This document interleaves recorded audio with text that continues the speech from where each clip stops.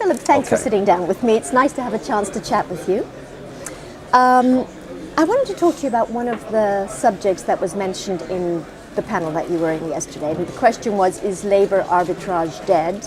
Of course, it depends on a million factors. Can you summarise really what the panel thought about that question? Well, I think it was a very interesting question because the audience was full of companies who are at different stages of their journey, whether it's towards shared services or global business services. But I think that the panel finished on a kind of a collective view, which is that labour arbitrage still is relevant and it has a role to play, but the significance of labour arbitrage is going to be very much dependent upon where that company is on its journey. So if I look at a company like BP, who has been involved in outsourcing for 20 years and has been involved in global business services for the last 3 years, the foundation of everything that we have done has been based on we would do things in a much more cost-efficient, controlled and automated manner, and labour arbitrage has played a big part.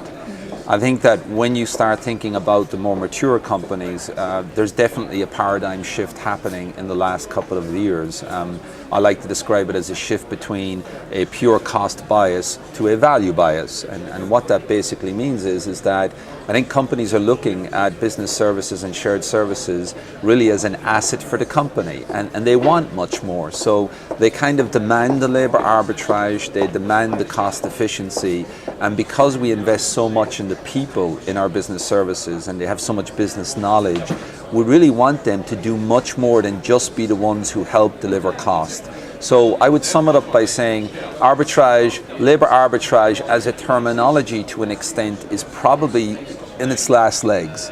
The word arbitrage for the mature people, and I think it's more a question of people will still use the terminology arbitrage, but they will think about arbitrage of cost, they will think about arbitrage of risk, arbitrage of labour. So let's go back to this labour arbitrage for a moment. In BP's history, can you give us a brief summary of how you've used labour arbitrage? Well, we've used labour arbitrage certainly very much in the early days because I think the key thing on labour arbitrage is you need to have some process scale, right? So if you're going to do something, it needs to be scalable so that you can demonstrate to the business owners, the owners of a P&L, the owners of a balance sheet, that the investments that they make in offshoring, nearshoring, onshoring is going to have a tangible benefit for the business. So what we did was we made sure that we started in terms of process activities with those activities that were typically repetitive. They could be done in large scale. You could do those activities in a de-risked manner, so you wouldn't start with the most complex processes. And what we were able to do was to demonstrate and get some credibility. I mean, the way I would describe it is it's trust. You know, a business leader in an organization cares passionately about their business. So when you come in as a business services professional and you want to suddenly change aspects of the delivery model, whether it's the way you interface with a customer or how you pay suppliers, they clearly want to make sure that whatever you do is going to not only add value, but equally not create more risk.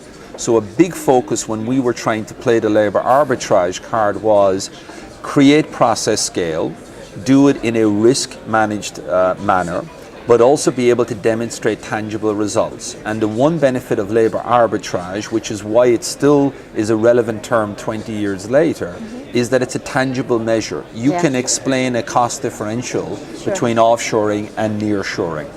But now, which countries did you leverage for this? We predominantly started with India, and we were one of the first movers into India. When along was it, with Phil? 1990, actually. It was with originally Arthur Andersen, which then became obviously Accenture. We're very proud of our heritage there. We're one of the longest established companies in Bangalore.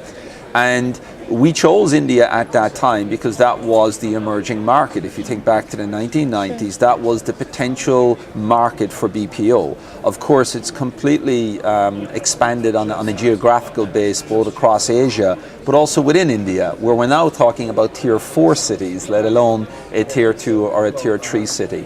And the success is proven by the fact that we've continued to expand our footprint. So we now have a captive location in Kuala Lumpur. We're opening up a center with Accenture in Manila.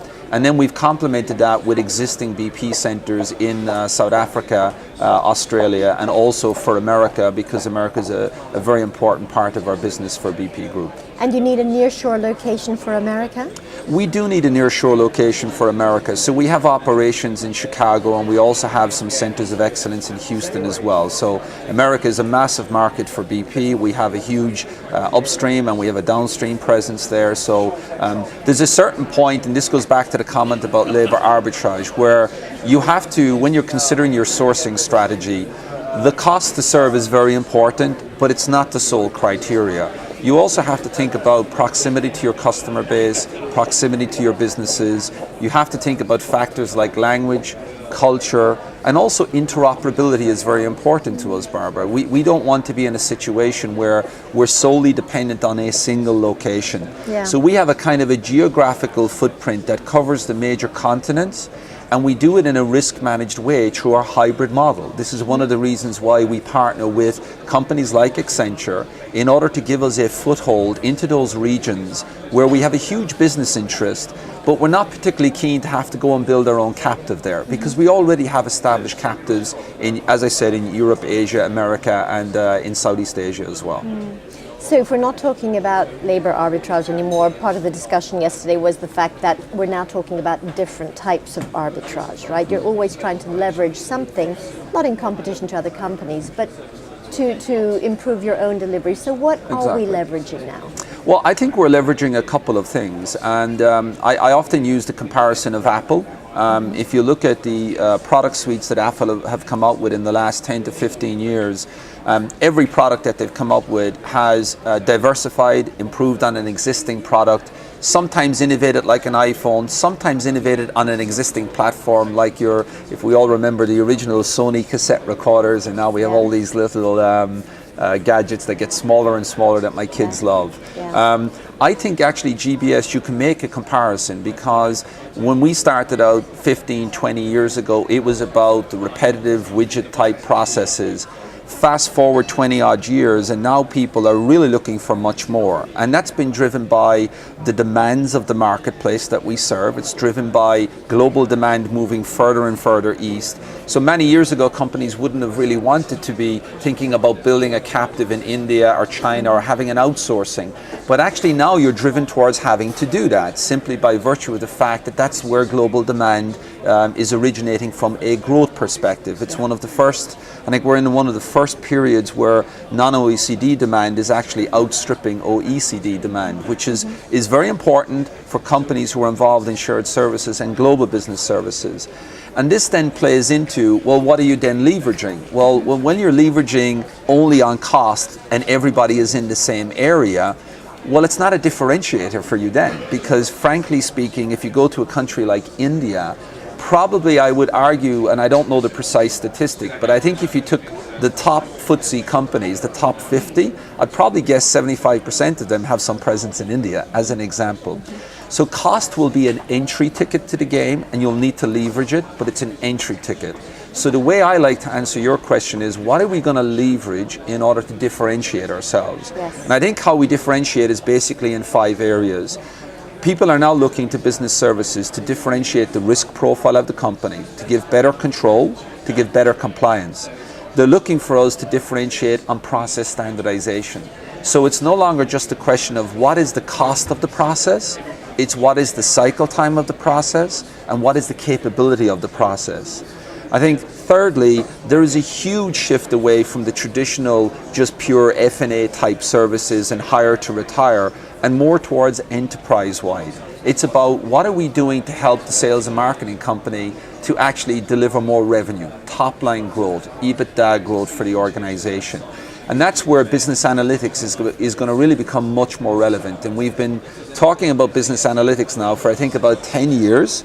I think there's a But great... we've been talking loudly for a shorter time. Yeah, I think one of the first guys was Tiger and Genpact was talking about combining domain expertise with business insight, with analytics capability to basically create value for a company. And I think what's changed now is that as companies become more mature and more comfortable with shared services for all of the back office, they're much more prepared now to start thinking about, well, what does the next 5 to 10 years look like? What is the next iPhone for GBS? And in my view, the next iPhone for us will really be about enterprise value delivered through shared services. And enterprise value will mean that actually shared services as a terminology will probably change as an actual term. You will start to see that get more embedded within the business value chain. You will see the product suite move from traditional record to report, purchase to pay, towards more things like source to pay, but source to pay with the connotation of commodity management actually sitting inside shared services, as opposed to shared services just doing all of the back office activity for the commodity managers. Another example will be R&D. I would see a scenario where for pharma companies that we will actually see R&D services become a product suite within the traditional shared services. And I think this is the direction. We're at a point of inflection, in my view, for global business services, where we really have to change the dynamic now in terms of how are we going to be relevant in 15 to 20 years' time, given the changing global market, given the change in demand and the change in production outputs.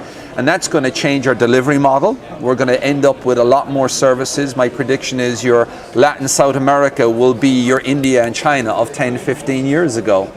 We see it today, you know, companies operate in places like Guatemala, but you're going to see locations like, for example, in Africa, you will see locations like Kenya become very relevant for shared services.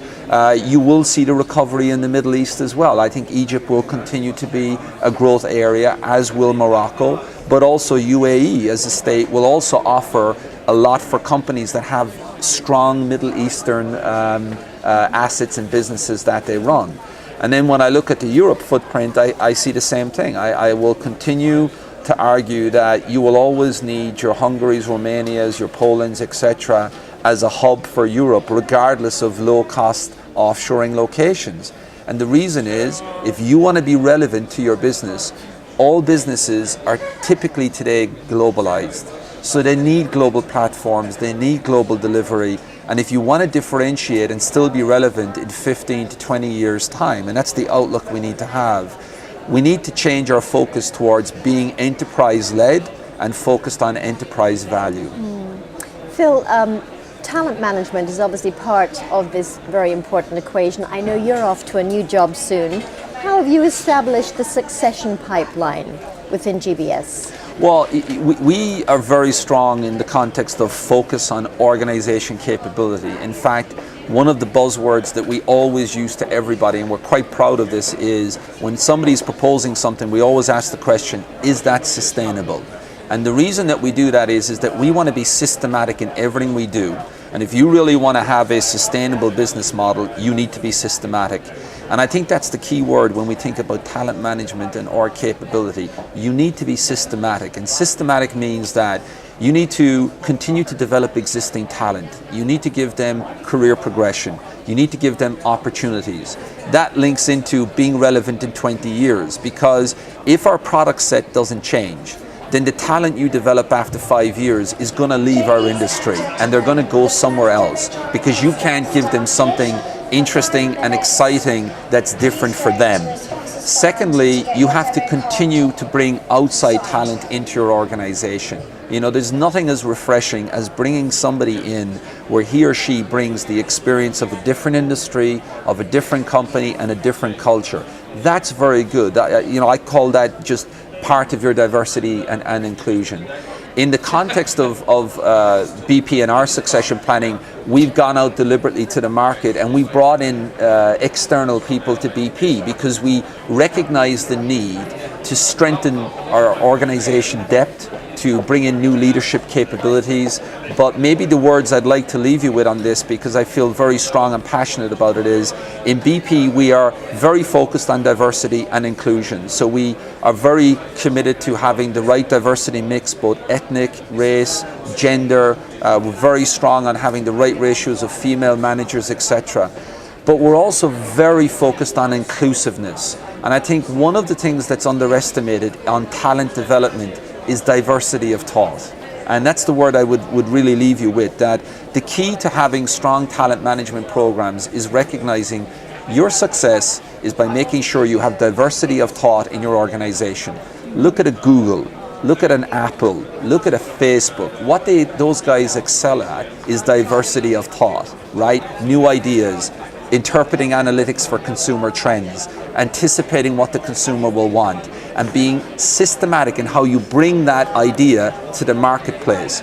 How do they do that? By bringing talent to their organization with a diversity of thought and personality, but having an operating model that still works, because it's great to have a lot of people with ideas, but you still need to be able to be systematic to bring those ideas to the forefront. So I'm not sure we're world class, but I think we're probably world class in our aspiration, and I would say that we're working towards world class and making sure that everything we do is about bringing diversity of thought into the talent management programs.